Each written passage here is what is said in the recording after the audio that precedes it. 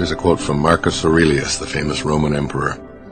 The happiness of your life depends upon the quality of your thoughts. Take care that you entertain no notions unsuitable to virtue and reasonable nature. And here's Mother Teresa. God does not command that we do great things, only little things with great love. There are no justified resentments. You hear people say this all the time. I have a right to be upset because of the way I've been treated. I have a right to be angry, hurt, depressed, sad, and resentful. Learning to avoid this kind of thinking is one of my top 10 secrets for living a life of inner peace, success, and happiness. Anytime you're filled with resentment, you're turning the controls of your emotional life over to others to manipulate.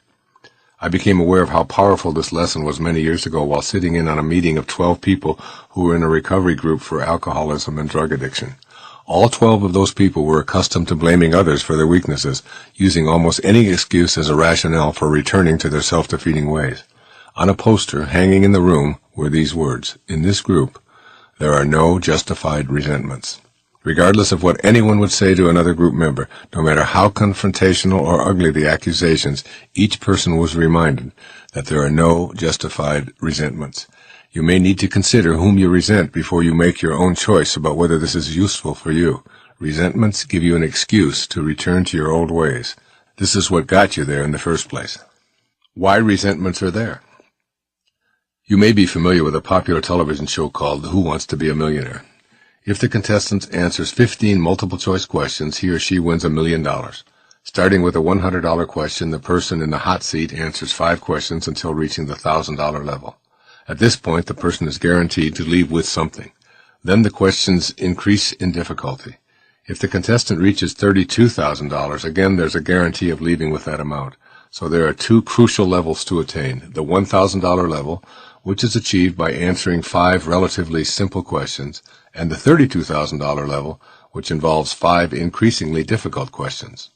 I've just related details about this TV program to present the idea of the 2 levels that you must achieve in order to have a chance at the highest $1 million level of awareness. The $1,000 level is one in which you can learn to leave blame behind in your life. If you don't do so, you're going to go home with nothing. Removing blame means never assigning responsibility to anyone for what you're experiencing. It means that you're willing to say, I may not understand why I feel this way, why I have this illness, why I've been victimized, or why I had this accident, but I am willing to say without any guilt or resentment that I own it, I live with it, and I am responsible for having it in my life. Why do this? If you take responsibility for having it, then at least you have a chance to also take responsibility for removing it or learning from it. If you're in some small way, perhaps unknown, responsible for that migraine headache or that depressed feeling, then you can go to work to remove it or discover what its message is for you. If, on the other hand, someone or something else is responsible in your mind, then of course you'll have to wait until they change for you to get better, and that is unlikely to occur. So at the $1,000 level, blame has to go. Otherwise, you go home with nothing and are unable to participate at the higher levels. You must be willing to pass a new test at the second critical level, the $32,000 question, which is the final obstacle you must face in order to move into the more exalted realm of self-actualization and higher consciousness, the $1 million spiritual level, if you will. At this level, you must be willing to send the higher, faster energies of love, peace, joy, forgiveness, and kindness as your response to whatever comes your way. This is the start of the uncrowded extra mile, where you have only one love to give away. Someone says something to you that you find offensive, and rather than opting for resentment, you are able to depersonalize what you've just heard and respond with kindness. You would rather be right than kind. You have no need to make others wrong or to retaliate when you've been wronged. You do this for yourself. There's a Chinese proverb, if you're going to pursue revenge, you'd better dig 2 graves. Your resentments will destroy you. They are low energies. And along the extra mile, you'll only meet others who have fully grasped this concept. The ones who haven't made it to this level are all back with the crowd who went out of the game long ago on an easier question, and most are still back there wondering why they keep going home with nothing. But I can assure you that they continue to blame others for their emptiness. First, you have to get past blame. Then you have to learn to send love to all rather than anger and resentment. The story is told of the enlightened master who always responded to outbursts of criticism, judgment, and ridicule with love, kindness, and peace. One of his devotees asked him how he could possibly be so kind and peaceful in the face of such disparaging invective. His response to the devotee was this question: if someone offers you a gift, and you do not accept that gift, to whom does the gift belong? The answer leads us to the extra mile. Ask yourself, why would I allow something that belongs to someone else to be a source of my resentment? As the title of a popular book says, what you think of me is none of my business. Arthur Egendorf, writing in Healings from the War, offers this advice that's pertinent to our efforts to rebalance our life and to live peacefully. Only together will we create a culture that supersedes the cycles of battle and retreat, not through our fear of war, but through mastering a superior way to live. The seed of this culture is the determination with individuals and then small groups and communities to devote our lives to the greatest vision of all time, not to wait for a savior one day to deliver us, not to wait for a government to pass truly just laws, not to wait for a revolution to right the wrongs of a cruel world, and not to mount a crusade to overpower some distant source of evil beyond ourselves. Each of us, singly and with all the others, is answerable for creating joy through the way our lives unfold here and now.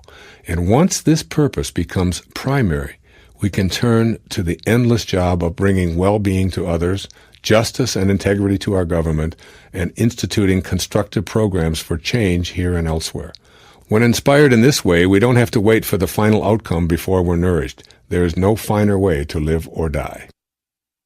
The words that speak loudest to me in this sagacious observation are, each of us, singly and with all the others, is answerable for creating joy through the way our lives unfold here and now, unquote.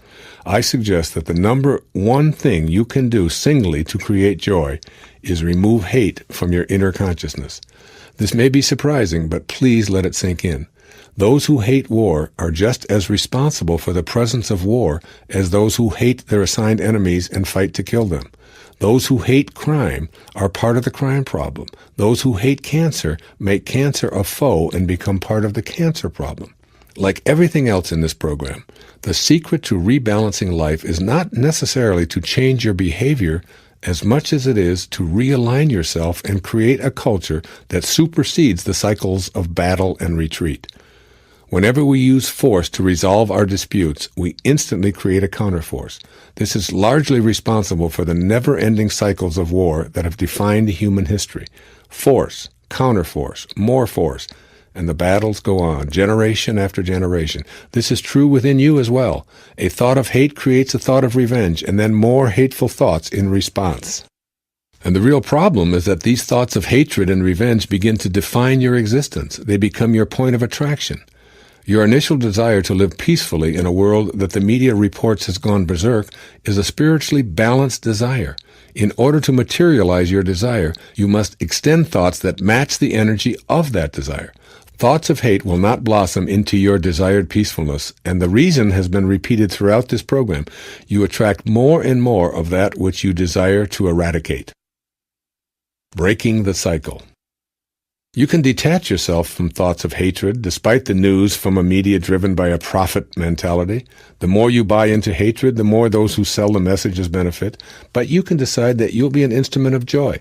So how does an instrument of joy react to a cacophony of loud, disturbing news? If you're in balance, you're most likely able to assess the place of love and peace that you are. You remember your mission and your desire to be in balance and peaceful by asserting that even though millions of others elect to be in hatred, this is simply not your calling. You didn't decide to incarnate into a world where everyone has the same vision. Your thoughts turn to, I'm a divine creation. I choose to stay connected to this divinity in all of my thoughts and in all of my actions. Then, what do you do when you hear about people blown up by terrorists or any other actions that are decidedly non-peaceful? Here's what I remind myself to think and say. I want to feel good. I didn't sign up for war or warlike thoughts. I'm an instrument of peace, and I send peaceful, loving thoughts to those people and places in the world who seem to need it so desperately. I refuse to collaborate with the energy of hatred anywhere, anytime. The alternative to this kind of peaceful thinking is anger, hatred, and fear, which aligns perfectly with the energy that is so distasteful. And your immediate reaction is then to seek revenge. A counterforce is established, and you're aligned with the same energy of hate that caused you to feel less than peaceful. What if, in response to suicide bombers, we tended the injured and grieved the dead, but didn't publicize the tragedy with news reports? What if no one reported the consequences of this kind of violence? No news reports, no film. What if we chose to respect the pain of the relatives and survivors by not commercializing pictures of their grief? What if this kind of thinking surfaced when these acts of hatred took place? The people who perpetrate these incidents are acting out of their own thoughts of hatred, hoping that others will respond in kind, and that hatred will continue unabated. But if it was no longer news, if no one gave them attention, their acts would necessarily have to come to a halt. You, personally, can be one of those people who stubbornly refuses to add low-energy thoughts to the hate you observe. By doing so, you can contribute to the demise of hatred. You can act singly to create more joy by steadfastly refusing to be hateful in any of your thoughts. You break the cycle of violence in the world not by hating violence, but by being your own instrument of peace. I'd like to open this with an observation from an essay written in 1841 by Ralph Waldo Emerson. The essay was called Self-Reliance. He said, "A man should learn to detect and watch that gleam of light which flashes across his mind from within, more than the luster of the firmament of bards and sages. Yet he dismisses without notice his thought, because it is his. In every work of genius, we recognize our own rejected thoughts. They come back to us with a certain alienated majesty." What he is saying here is that we shouldn't be paying so much attention to the bards and sages and all that has been written, but indeed that we should look within at our own thought and not reject it just because it's our own. Valerie Hunt spoke about this in The Infinite Mind. And she said the thing that is the most troubling for most people is not only that they don't treasure their own divinity, but they're terrified of it. Because they have been raised to believe that that which is divine is separate from who we are. That God, or spirit, or whatever it is that we want to call this force, is something that is outside of us. That divinity is external to ourselves. You know, in the Course in Miracles, they use the word problem twice. In the first case, they say you don't have any problems, though you think you have. And I've addressed that already. And I wrote an entire book about it called The Spiritual Solution to Every Problem. The second place that they mention the word problem is where they said, if you do have any problems, you only have one. And your problem is your belief that you are separate from God. Your belief that you are separate from God. And it goes on to suggest, and I have elaborated on this at length in this program and in other places where I've written, suggesting that it was only when we separated ourselves from God that we took on something called problems. And as we began to separate ourselves from God, we took on something that is called, of course, this thing is called the ego. And the ego isn't anything that you can just check into a hospital, say, look, my problems all stem around this thing called ego. I would like an egoectomy. Just remove it, please, and then I will be fine. The ego is it's just an idea that we carry around. And when we took this on, we separated ourselves from our divinity, which we can never be separate from, except in our minds. And in our minds, we began to use our minds in such a way that we created all of these things that we now come to call problems, and many suggest that we even call diseases. That our diseases that we experience in the world come about as a result of the way that we think. We know that our thoughts can create diseases. We know that we can raise our blood pressure by the way that we think. Certainly we know that an ulcer has something to do with the way that we process events in the world, that this physical thing that shows up in our body is related to the kinds of ways that we stressfully process our life. And I'd like to suggest, of course, that treasuring your divinity is nothing more than recognizing that it was perfection that you were born into. One of the other observations that was made by the Transcendentalists is expressed by Emerson. He said the Transcendentalists believed that a perfect God would not create imperfection. And thus man is inherently good, not bad. But we haven't been really raised that way. And further, they believed that they were armed at birth with God-given tools, such as a conscience, to help us to attain the divinity they believe Christ, in the example of his life, promised us. They saw God expressed in nature and in the soul of each and every individual. That a God that is perfect, a God that is divine, would not be someone or something that would be about creating imperfection. That we are perfect creations. And the idea that we were born into sin and that there is something wrong with us and we are constantly in a battle to overcome the inherent badness of our creation is something that the Transcendentalists rejected, and I do as well. That God is good. In Psalms it says, "Be still and know that I am God." In the stillness you will know that. So we have this myth that we live under that says we come into this world. And we really sort of think of ourselves as like a construction project. You know, there's the spirit world. And we divide it up into befores and afters. So I'm here, but before I was here, I was nowhere. And then I went from nowhere, N-O-W-H-E-R-E, to now here, N-O-W-H-E-R-E, just a little different spacing. And now I'm in now here, and I look around, and after a while I have this thundering realization that I'm going back to nowhere, and then it's all the same. But somehow our intellect, our left brain, tells us we come from a spirit world, and then we come into this physical world, and then when we leave it and we die, we go back to a spirit world. Isn't that what we think? It's not like that at all. We have to shatter that myth. Here's the way to think of it. It's like, think of a plum tree. Plum tree has very interesting characteristics of it. Again, you go back to the seed, you know the seed inside of a plum. Is there plum essence in a plum seed? Is the essence of plumness in a plum seed? Has to be, doesn't it?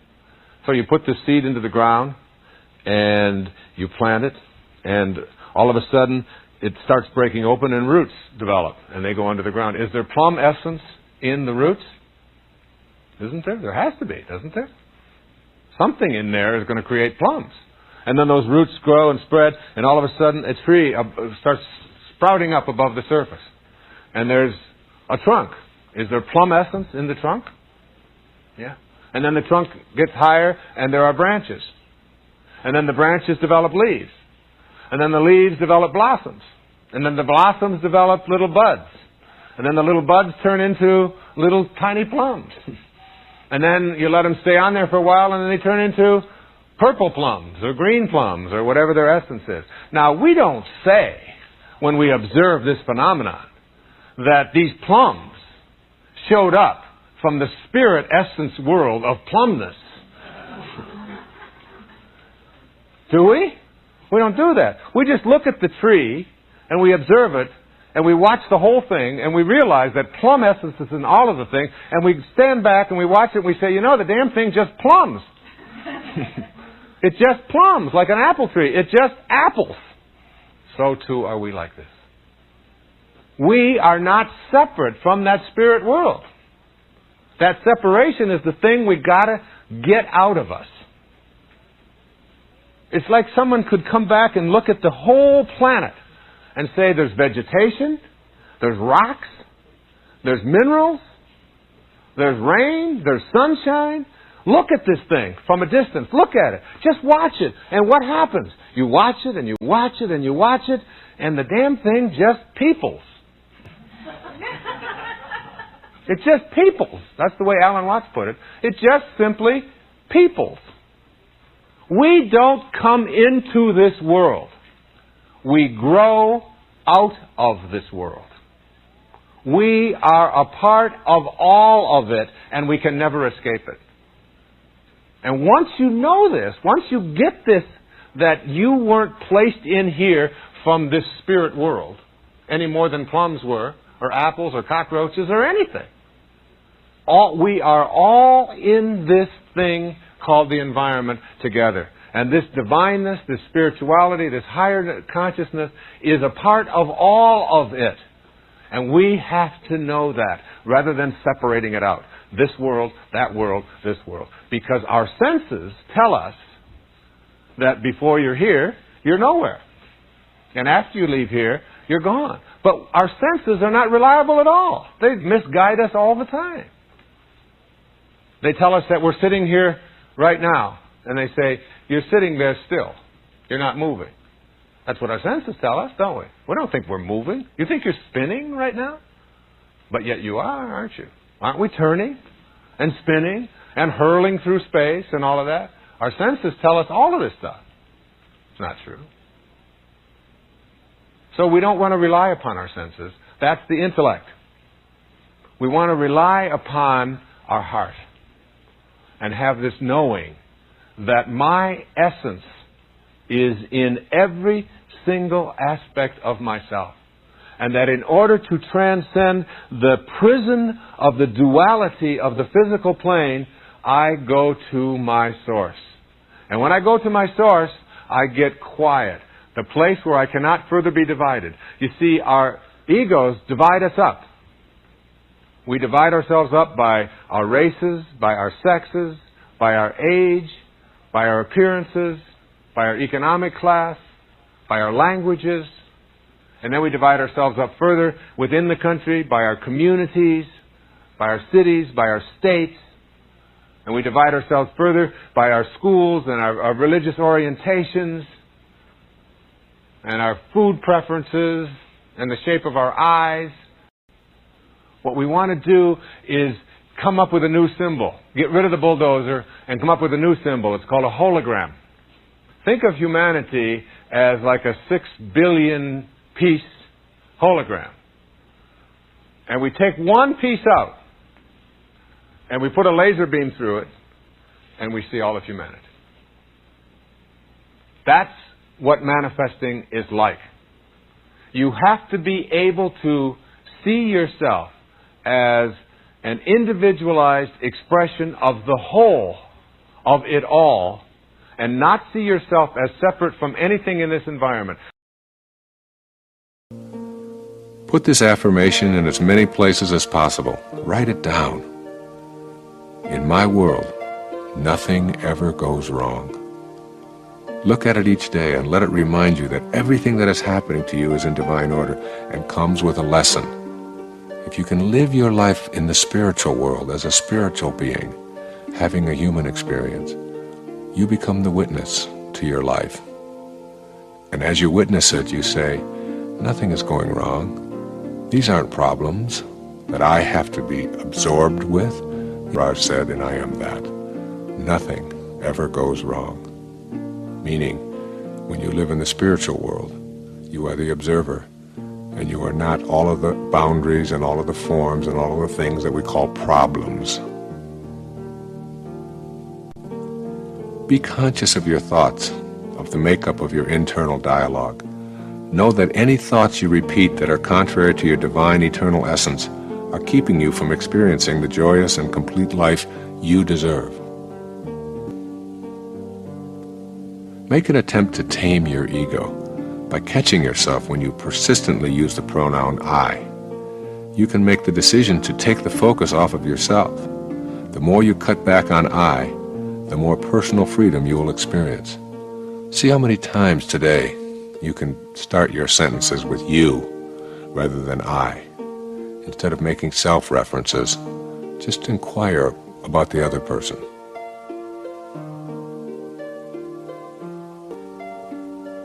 Remember that you are not your country, you are not your race, you are not your religion. You are an eternal spirit. Seeing yourself as a spiritual being without labels is a way to transform the world and reach a sacred place for all of humanity.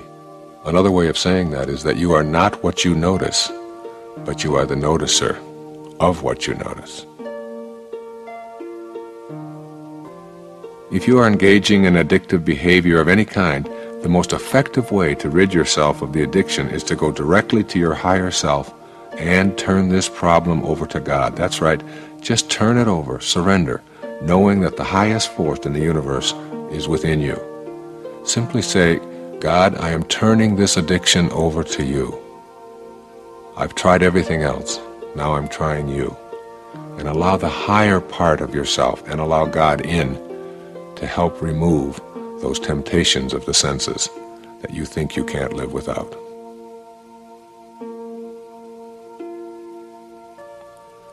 Practice releasing the emotions of fear and guilt and replace them with love, forgiveness, and kindness.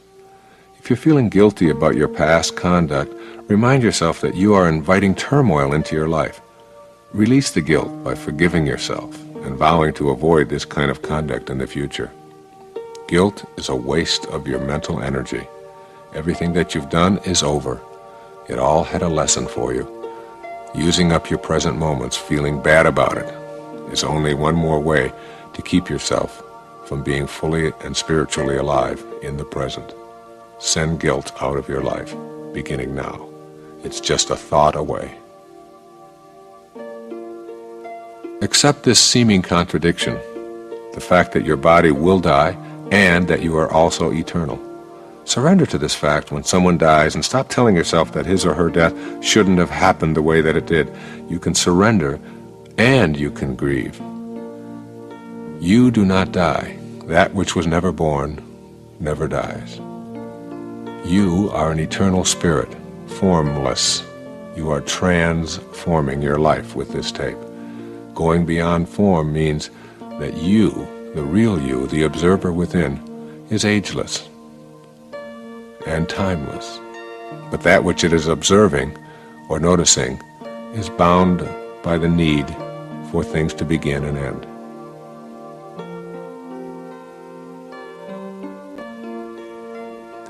Make a daily effort to look upon others without condemnation. Every judgment takes you away from your goal of peace. Keep in mind that you do not define anyone with your judgments, but only define yourself as someone who needs to judge. Or as it says in the New Testament, judge not, lest you too be judged. Give yourself the gift of a silent retreat every day, even if it is just for a few moments. Go back to that key to higher awareness of shutting down that inner dialogue, and know that this is your ticket to peace. You can just simply close your eyes in any given moment and retreat to that inner divine place that Robert Frost described in his poetry. We all sit around in a ring and suppose, while the secret sits in the center and knows. There is a secret within you, and you can only access it through silence. Give yourself a moment of silence. It's the greatest tribute we can ever pay to anyone, a moment of silence. Give yourself the same opportunity of one moment of silence.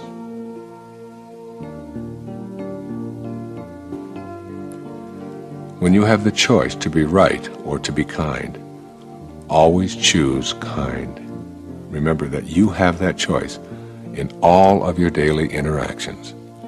And this one key this one key of being kind rather than right in any interaction that you have will do more for transforming your life than any course that you could ever take, or any book that you could ever read, or any tape that you could ever listen to.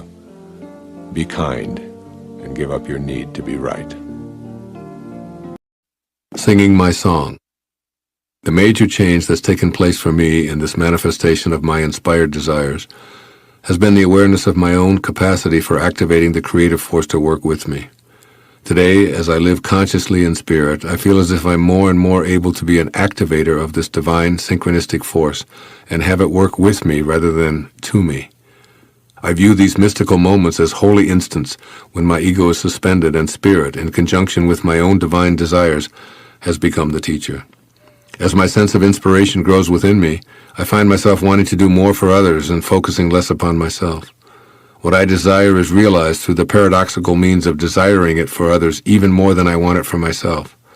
By reaching out in this way and deliberately looking for ways to inspire others, I feel closer and closer to spirit, and ironically, I sense that more of what I desire seems to be flowing back to me as a result of this sharing. At this point in my life, I feel that staying in this glorious state of inspiration practically requires me to avoid condemning others. I look at the behavior of others, even those whose actions are anathema to an inspired world, and I send them love. I know deep within me that declaring war on the problems of violence, poverty, cancer, AIDS, and drug addiction isn't the solution. I'm uninterested in increasing these problems with violent, angry, or hateful thoughts or behavior. I know that I can't get sick enough to make one person better, or angry enough to end violence anywhere.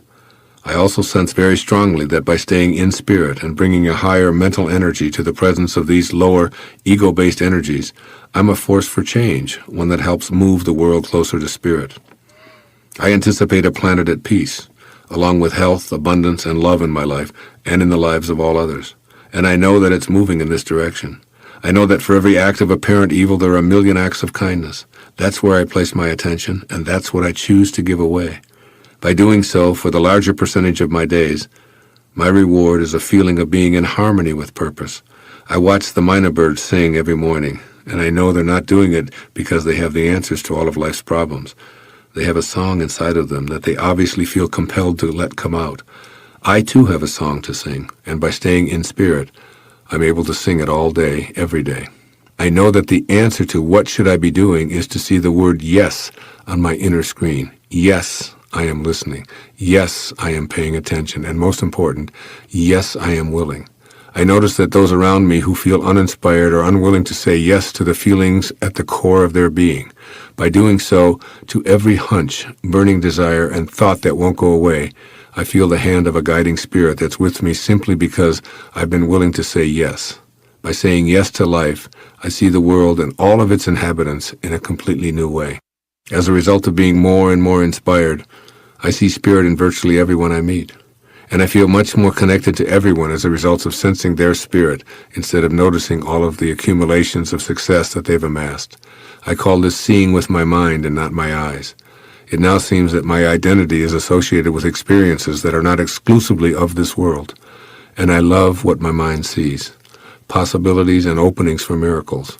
It looks past the limitations of my eyes, and it knows that we're all one in an infinite world. My mind no longer views death as something to fear.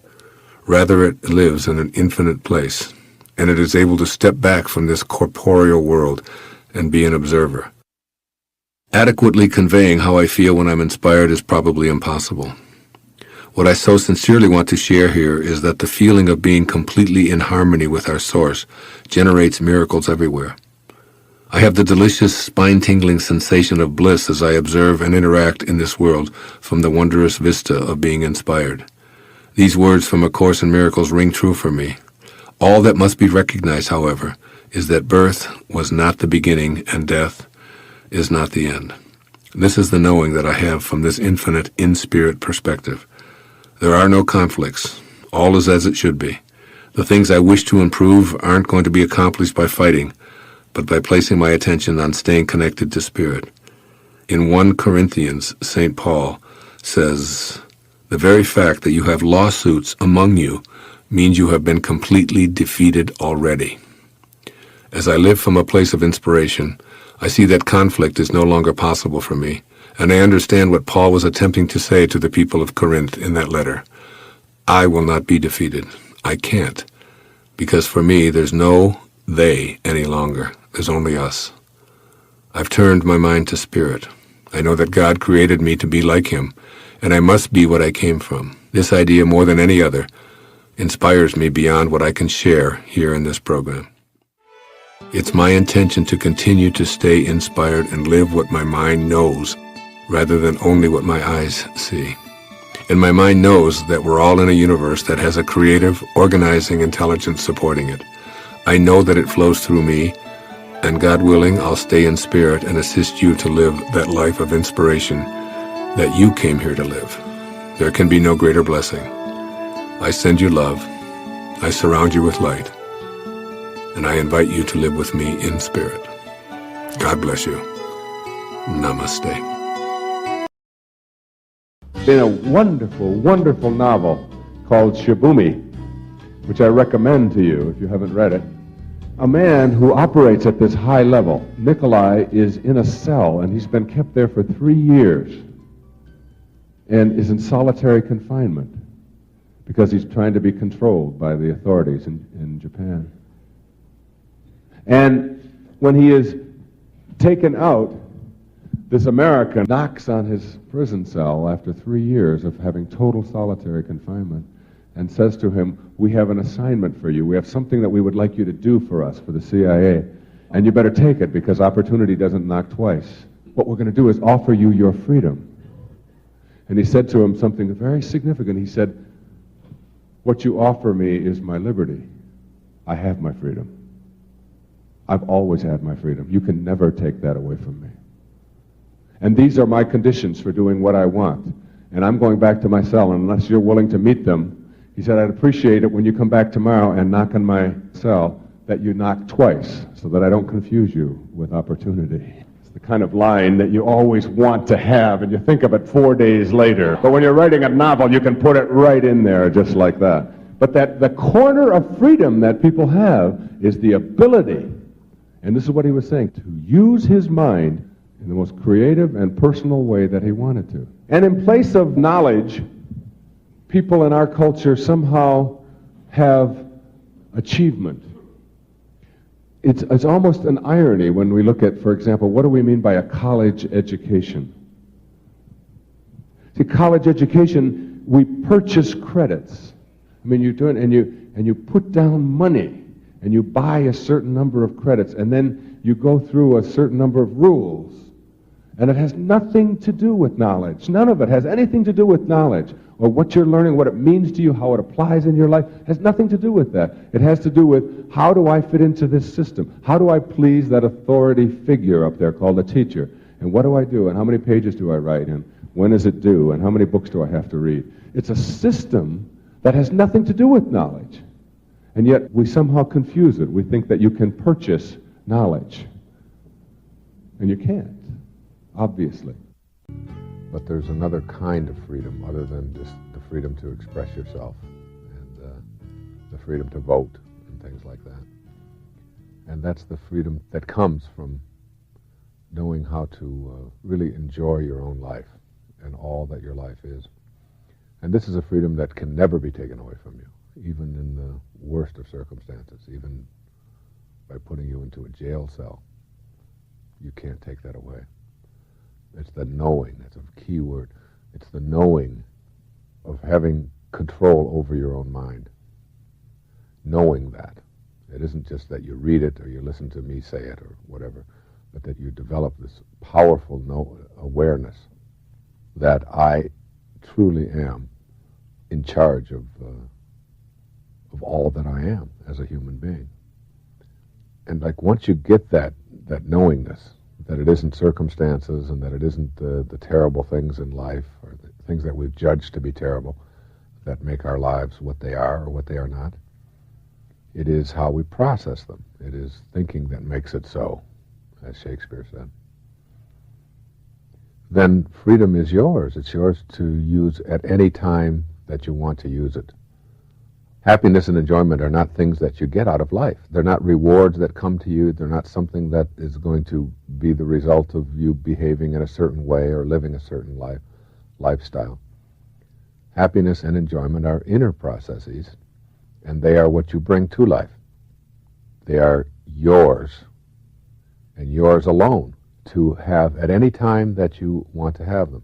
And no matter what the circumstance that you can think of, no matter how bad it may seem for you, you always have this corner of freedom to choose to process it the way that you want to. And I mean, I've seen examples of this kind of thing. I mean, I've seen the extreme examples of people who have put their minds into a place where they're capable of having a pin put right through their arm and not experience any pain. I've seen hundreds of people walk across hot burning coals and experience no burning of the flesh whatsoever. And you think to yourself, well, wait a minute, when flesh is put to burning coals, you get burnt flesh. That's just the physical laws of the universe. And yet it's not. I've seen people overcome just unbelievable fears that you would think that no one else could do, and do it all through this exquisite power of the mind, of your thoughts. And so happiness, or fulfillment, or enjoyment, or whatever, if you get nothing else, get this really clear for yourself, that they have nothing to do with the circumstances of your life. It's not relevant. It's not even an issue that you ought to be bringing up. Over and over you'll hear, yeah, it's easy for you to say that you can be happy because, and then they'll list all the reasons why somebody else can, and then to come up with, these are all the reasons why I can't be happy. And this list will be very, very long indeed. Never ever once saying, well, the reason that I am not happy is because I don't bring happiness to what I'm doing. It's because I'm looking for happiness as some external thing that is going to come to me. It's like what Ika says, there is no way to happiness. Happiness is the way. And happiness is the way is something that some people have all of their lives. It's something that I have had as long as I can remember, and it's the thing that I can remember my mother tells me about when I was an infant, when I was just like 2 years old, before we were moved away for a while, and when we came back, and throughout all of my teen years and so on, that I was always someone who knew how to make other people laugh and how to enjoy life, and would always look at the bright side of things rather than the negative side. Now imagine this, that if a thought of shame or a thought of fear or a thought of guilt creates a muscle reaction in which you can't move your arm, imagine what it's doing to your heart, which is a strong muscle, isn't it? If you go around all day with thoughts of shame and guilt and fear and worry, what's happening to your heart? You are weakening your heart. You are literally sending energy that is disempowering you. Whereas if you're thinking thoughts of love and connection and spirit and God, you are strengthening your heart. Imagine your kidneys. Imagine your liver. Imagine the joints in your body. Imagine your eyes. Imagine every single aspect of this thing called your body, and understand that every single thought that you have impacts it in a way that either makes it empowered or disempowered. And so too are all of the substances that we put into our bodies. You take a bottle of scotch and you put it up next to your solar plexus, and you push it into your solar plexus, and you will not hold your arm up even with one finger, because scotch, pure alcohol whiskey, no dog, if you pour scotch on his dog food, will ever have anything to do with it. They'll look at it and you must be kidding me. And by the way, that's the same reaction you had the first time you tasted it. Whew. What is this? And you spit it out like it's what? It's poison, isn't it? And every time we have one, we send a signal to the rest of our body that it is going to be weakened. Okay, if everything is energy, And if every thought that we have impacts or empowers us in some way, I've always said that if you understand that what you think about is what expands into the physical world, then after a while, you'll start getting real careful about what you think about. Real careful about what you think about. And when you start having these thoughts, when you change your thought, when you shift your thought from one of anguish, self-pity, depression, worry, fear, and particularly shame, when you shift that thought in the instant, and when people say, yeah, but how do I do it? I don't know how you do it. You just do it.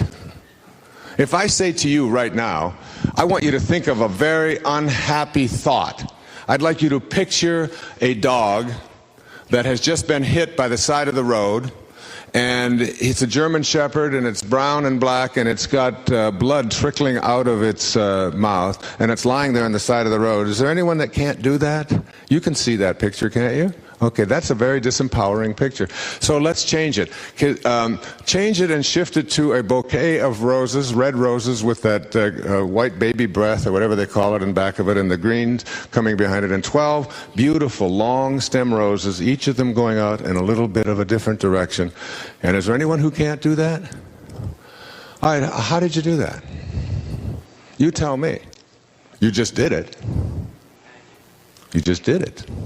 You just do it. And no one can explain how. No one can explain the mechanics behind it.